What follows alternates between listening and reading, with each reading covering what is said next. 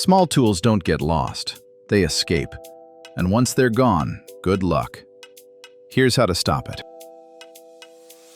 Every small tool needs a home, no exceptions.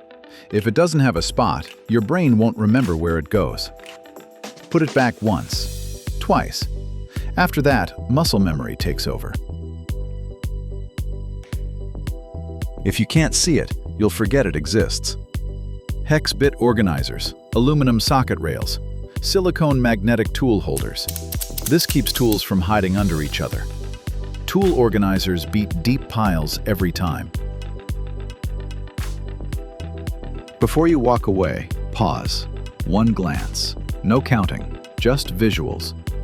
If something looks off, it probably is.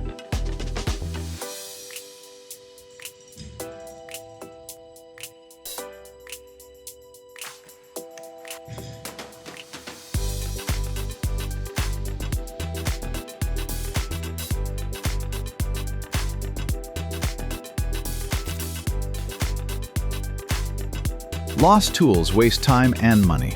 If you can see it, you won't lose it.